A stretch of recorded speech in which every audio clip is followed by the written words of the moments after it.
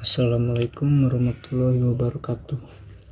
Perkenalkan, nama saya Delvin Artsley Pratama, NIM 1731496512, mata kuliah SPRS Fisika 3. Di sini saya akan menjelaskan zat padat dan fisika inti. Pengertian zat padat. Zat padat merupakan zat atau materi yang mempunyai bentuk dan volume tertentu. Ada dua cara zat padat terbentuk. Satu, zat padat yang partikelnya tersusun dengan teratur disebut sebagai kristal.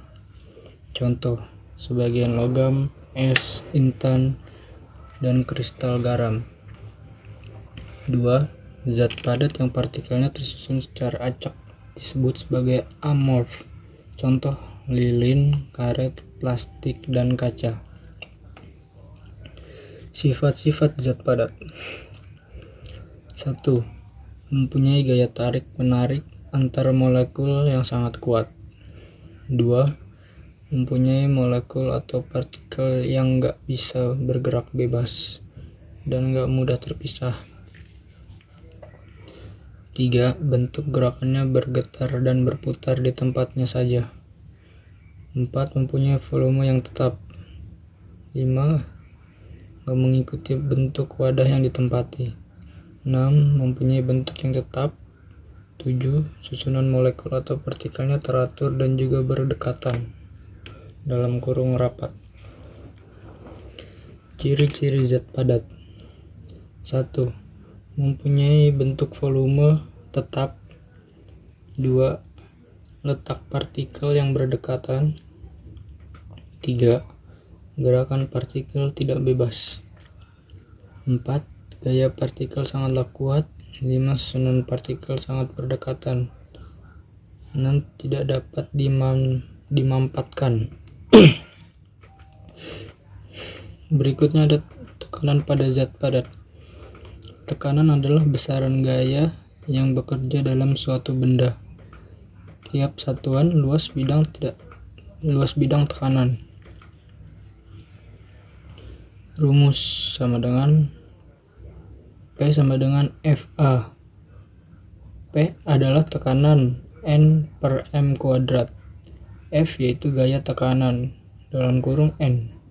A sama dengan luas bidang tekanan M kuadrat. Rumus pemuaian. Pemuaian panjang. Pemuaian panjang merupakan pemuaian yang akan membuat suatu benda menjadi lebih panjang karena peningkatan pada suhu. Perubahan luas dan volume bisa diabaikan, jadi cuma terjadinya pada benda yang panjang tapi tipis.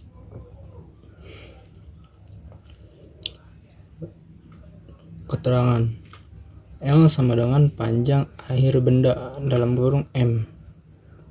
L0 sama dengan panjang mula-mula M. Berikutnya adalah koefisien pemuaian panjang dalam kurung stress 0 C. Delta T sama dengan perubahan suhu 0 C. Baik, yang di sebelah kiri adalah rumusnya.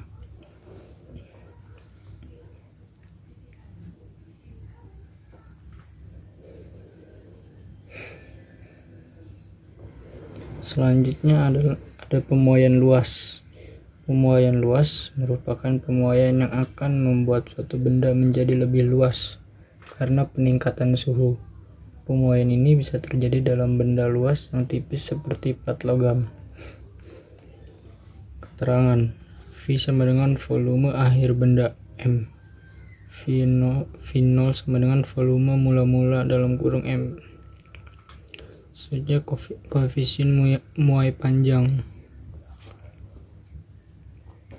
Delta T perubahan suhu. Ya, baik, rumusnya ada di sebelah kiri.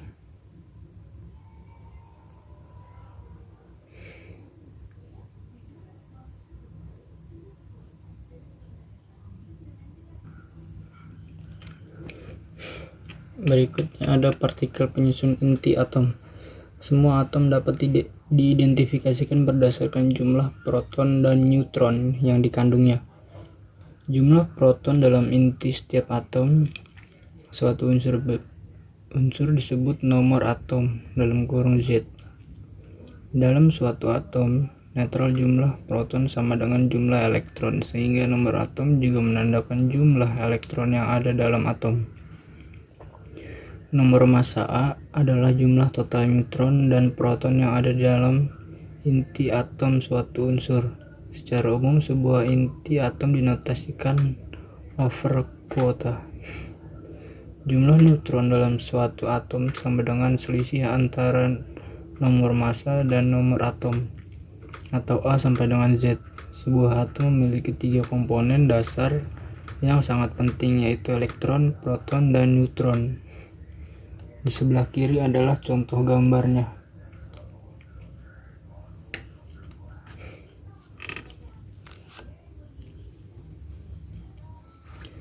Tabel massa dan muatan partikel subatom.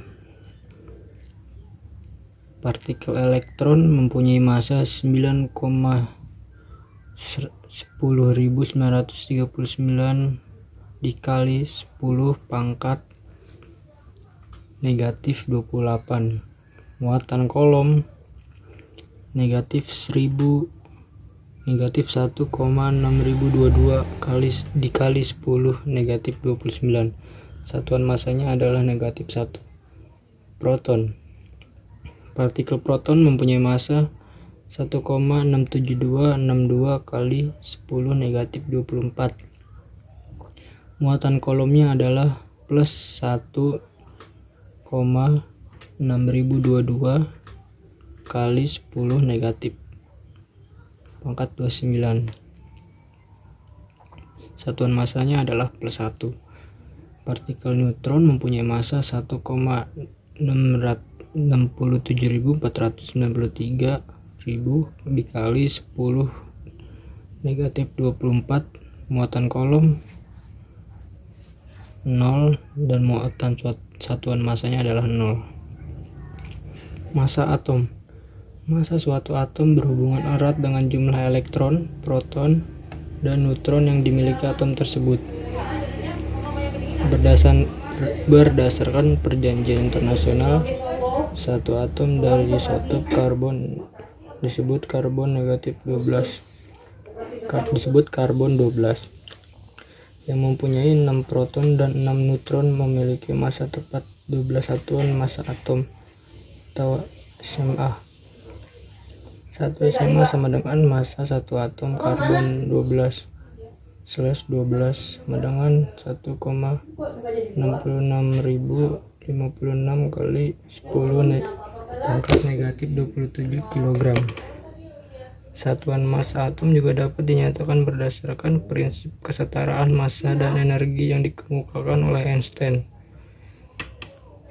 sehingga diperoleh E sama dengan mc kuadrat sama dengan 1,66056 kali 10 negatif 27 kg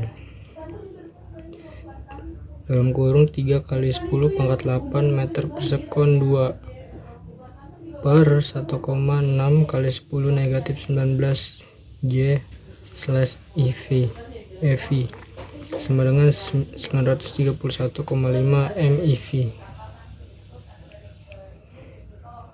Inti sebuah massa atom hampir mengandung seluruh massanya.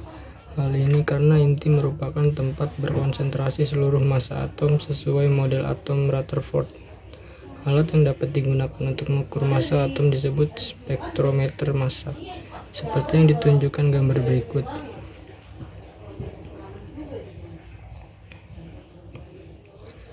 Pada sebuah spektrometer massa, suatu sampel gas ditembak oleh aliran elektron berenergi tinggi. Tumbukan antara elektron dan atom atau molekul gas menghasilkan ion positif dengan terlepasnya satu elektron dari tiap atom atau molekul. Ion-ion tersebut sampai pada sebuah detektor yang mencatat arus listrik dari tiap jenis ion. Jumlah arus listrik yang dihasilkan sebanding dengan jumlah ion. sehingga dapat ditentukan kelimpahan relatif dari isotop-isotopnya. Berikutnya ada defek massa. Defek massa menunjukkan selisih antara massa diam sebuah inti atom dan jumlah seluruh massa diam masing-masing nukleonnya dalam keadaan tak terikat. Jadi defek massa adalah kesetaraan massa energi ikat berdasarkan persamaan massa energi. Isotop dengan jumlah proton Z dan jumlah neutron A sampai dengan Z memiliki massa inti sebesar dengan MP adalah massa proton dan Mn adalah massa neutron. Berdasarkan pengukuran diperoleh hasil bahwa massa inti atom lebih kecil daripada massa nukleon. Menurut hukum kesetaraan massa dan energi besar, defek massa dinyatakan sebagai berikut.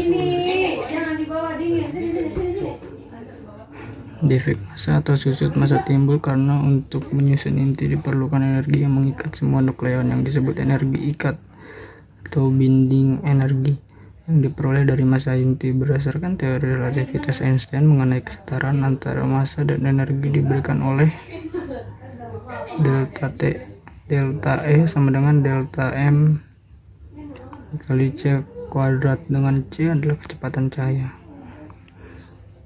Defek massa delta M dinyatakan dalam SMA, maka energi ikat delta E dirumuskan dengan delta E sama dengan delta M 931 MeV atau SMA. Ukuran dan bentuk inti atom. Eksperimen hamburan Rutherford membuktikan bahwa inti mempunyai ukuran dan bentuk jari-jari inti bergantung pada massa. Jumlah proton dan neutron jari-jari inti dirumuskan secara empiris sebagai suatu pendekatan, yaitu R sama dengan R0 kali A 1/3 dengan A sama dengan nomor massa atom, R sama dengan jari-jari inti atau Fm. R0 sama dengan 1,2 kali 10 pangkat negatif 15 M. Inti suatu atom telah kita anggap sebagai bola, tetapi pada kenyataannya beberapa inti atom mempunyai distribusi muatan tidak simetri bola. Oleh karena volume bola berbanding lurus dengan R3, maka persamaan 4 menunjukkan bahwa volume inti berbanding lurus dengan nomor massanya. Karena itu untuk semua inti kecepatannya berbanding lurus dengan AR3, sehingga dengan pendekatan tertentu semua inti mempunyai kerapatan yang sama, yaitu P sama dengan M/V. Kerapatan inti mempunyai nilai konstan di bagian dalam inti dan nilai tersebut akan berkurang menuju 0 di seluruh daerah permukaan yang kabur. Sebelah kiri adalah rumusnya. Berikutnya ada energi ikat inti dan stabilitas inti atom. Pada umumnya inti yang memiliki nukleon yang lebih besar memiliki tingkat stabilitas inti yang rendah, sehingga tingkat stabilitas suatu inti ternyata tidak selalu ditentukan oleh besarnya energi ikat inti. Berikut gambarnya. Karena itu, besarnya energi yang berhubungan langsung dengan stabilitas inti adalah energi ikat per nukleon yang besarnya dapat dihitung melalui persamaan En sama dengan E per A, dengan En sama dengan energi ikat per nukleon MeV, E sama dengan energi ikat inti MeV, A sama dengan jumlah nukleon. Gaya inti atom. Gaya inti adalah gaya yang mengikat nukleon-nukleon, dengan kata lain gaya antar nukleon. Gaya inti ternyata amat kuat, tetapi jangkauannya amat pendek dan tidak tergantung jenis nukleon, yaitu gaya antara proton dengan proton sama dengan gaya antara proton dengan neutron, maupun antara neutron dengan neutron. Ini berarti bahwa gaya inti tidak bergantung pada muatan listrik nukleon atau charge independent. Selanjutnya adalah ternyata gaya inti itu bersifat jenuh atau saturasi, yaitu setiap nukleon hanya tarik-menarik dengan nukleon di sekitarnya, seperti halnya gaya van der Waals antar molekul cairan.